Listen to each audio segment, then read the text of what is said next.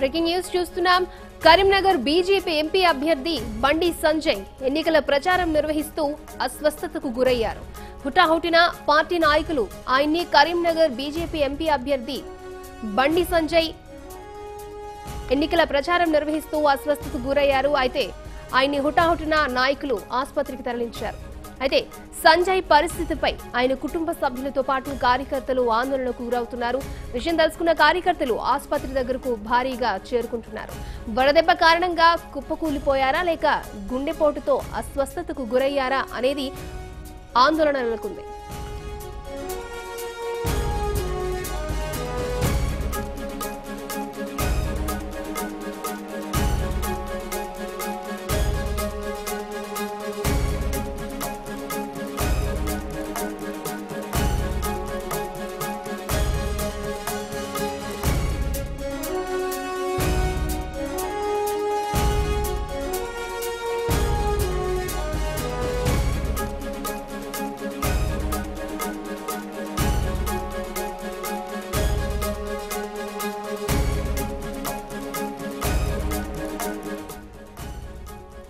Karimnagar BJP MP అభ్యర్థి బండి సంజయ్ ఎన్నికల ప్రచారం నిర్వహిస్తూ అస్వస్థతకు గురయ్యారు.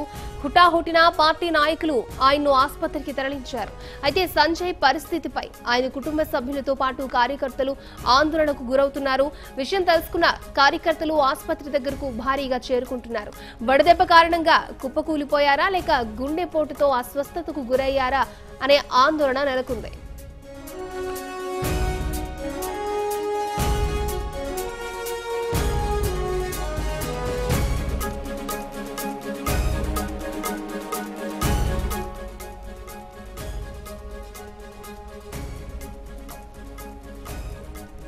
ఇదే అంశానికి సంబంధించి మరిన్ని వివరాలు మా కరీంనగర్ ప్రతినిధి హృషికేష్ అందిస్తారు. హృషికేష్, చెప్పండి, ప్రస్తుతం బండి సంజయ్ ఆరోగ్య పరిస్థితి ఎలా ఉంది?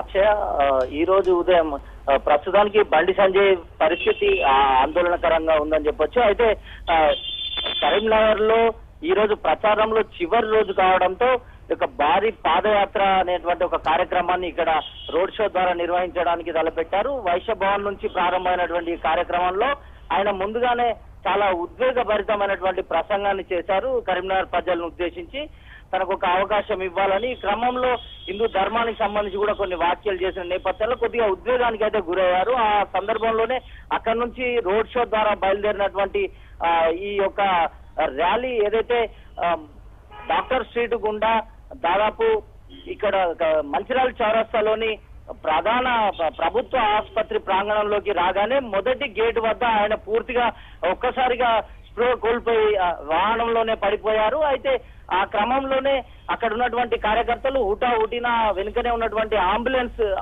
అక్కడికి రావడంతో అంబులెన్స్ ద్వారా దగ్గరలోని ఒక ప్రైవేట్ హాస్పిటల్లోకి తరలించారు.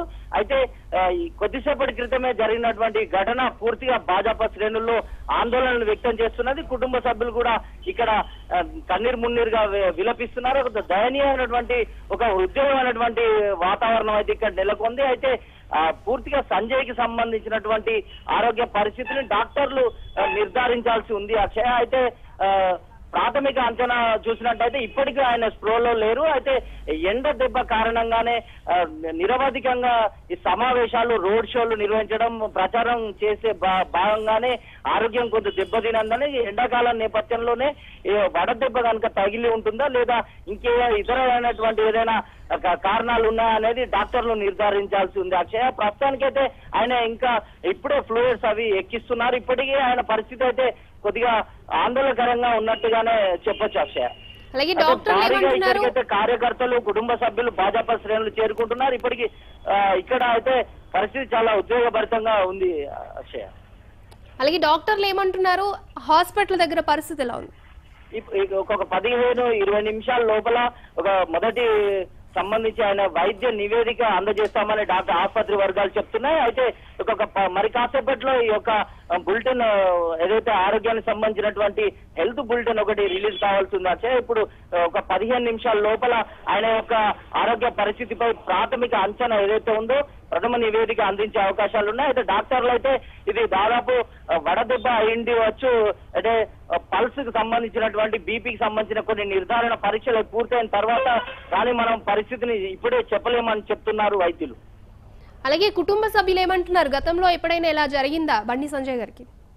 ఆ గతంలో కూడా ఈయన బండి సంజయ్ ఒక హిందూ ధర్మానికి సంబంధించి కావచ్చు, అయితే భావోద్వేగ ప్రసంగాలు ఎక్కువ స్థాయిలో ఈయన చేస్తూ ఉండడంతో గతంలో కూడా ఒక పోలీసు అధికారికి సంబంధించినటువంటి భాజపా కార్యకర్తల మీద జరిగినటువంటి కార్యకర్తల ఒత్తిడి నేపథ్యంలో ఈయన ఒకసారి తీవ్రమైనటువంటి ఒత్తిడి వాగ్వివాదానికి లోనై అప్పట్లో ఒక పెద్ద ఎత్తున ఆయనకు హార్ట్ స్ట్రోక్ కూడా రావడం జరిగింది. దాదాపు జాతీయ స్థాయి నాయకులు కూడా ఆయనను ఇదే అపోలో ఆసుపత్రిలో అప్పుడు పరామర్శించారు. దాదాపు 15 రోజులకు పైన ఆయన మృత్యుతో పోరాడారు అప్పట్లో.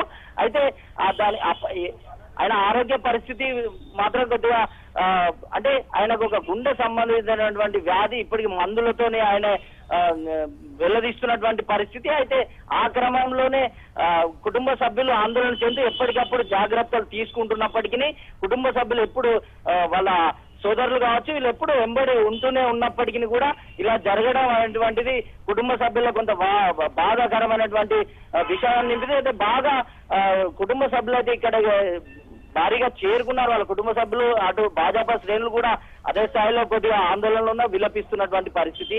అయితే కొద్దిగా ఇక్కడ ఉన్నటువంటి పరిస్థితి అయితే ఏమి జరగకుండా ఉండాలని మాత్రం ఇక్కడి ప్రజలు కానీ భాజపా శ్రేణులు కానీ కోరుకుంటున్నారు. అక్షయ, అలాగే ఇంకో విషయం చెప్పండి, అంటే ఇవాళ ప్రచారానికి చివరి రోజు, ఇంకా 2 రోజుల్లో ఎలక్షన్ జరగబోతోంది. ఈ నేపథ్యంలో ఇలా జరగడం పట్ల కార్యకర్తలు గాని అభిమానులు గాని ఏమంటున్నారు? అయితే దీనికి సంబంధించి చూసుకున్నట్టయితే అంటే టికెట్ విషయంలో కూడా చివరి నిమిషంలోనే ఆయన అభ్యర్థిత్వం ఖరారు కావడం, సమయం తక్కువగా ఉండడం వల్ల ఆయన విపరీతమైన అంటే నాయకత్వం లేమితోని కూడా ఇక్కడ ఉన్నటువంటి 7 అసెంబ్లీ నియోజకవర్గాల్లో కూడా ఆయన దాదాపు ర్యాపిడ్ రోడ్ షోలు నిర్వహించారు.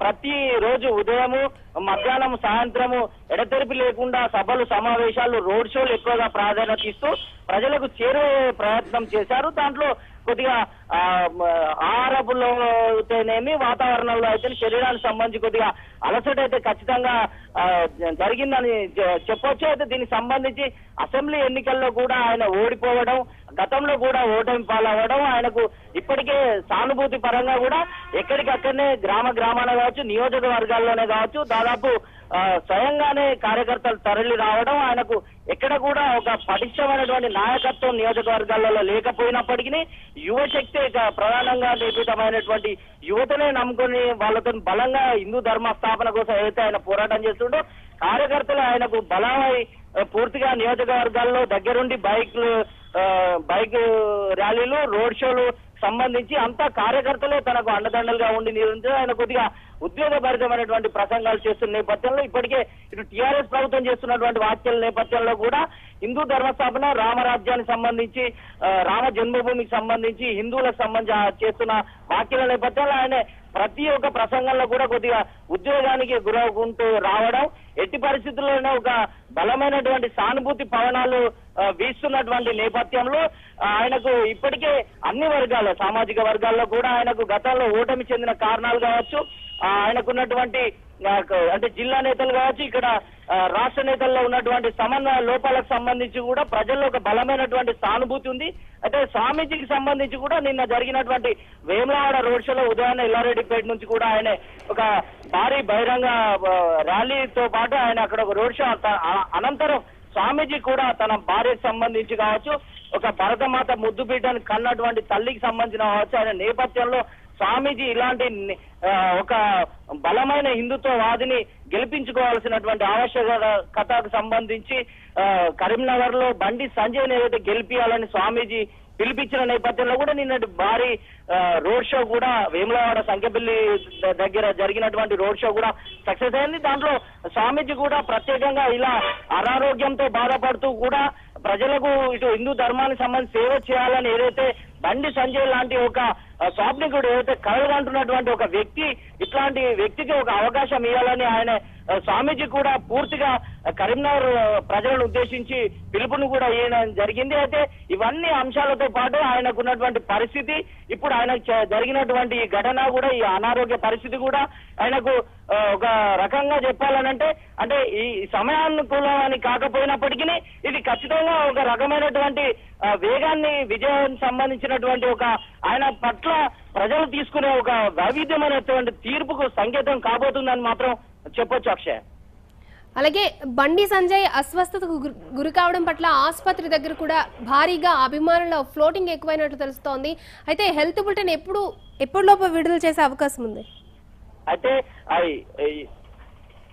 వాస్తవంగా ఉదయాన్నే ప్రారంభమైనటువంటి అంటే 11:30 పాదయాత్ర, మహాపాదయాత్ర ప్రారంభమైంది. ఇక్కడ వైశ్య భవన్ సమీపంలో కరీంనగర్ టవర్ ప్రాంతంలో ఉన్నటువంటి వైశ్య భవన్ నుంచి ఈ యొక్క మహాపాదయాత్ర బైక్ రోడ్ షో ఏదైతే ప్రారంభమైంది, ఈ రోడ్ షోలో భాగంగానే ఆయన చాలా ఉద్వేగంగా ప్రసంగించారు. అయితే ఇక్కడనే భారీగా కార్యకర్తల నడుమనే ఆయన రోడ్ షో ఉండడం అనేటువంటిది కాస్త అనుకూలించే అంశంగా చెప్పొచ్చు. వెంటనే పక్కనే ఉన్న కార్యకర్తలు ఊటావుటిన తొందరగా హాస్పిటల్ దగ్గరలోనే చేరువలోనే ఆయన పడిపోవడం కాస్త ఉపశమనంగా చెప్పొచ్చు. అయితే ప్రస్తుతానికి మరి కాసేపట్లో అయితే హెల్త్ బులెటిన్ విడుదల అవకాశాలు ఉన్నాయి. హెల్త్ బులెటిన్ సంబంధించి సర్వత్రా ఒక రకం. Right, thank you Hrishikesh.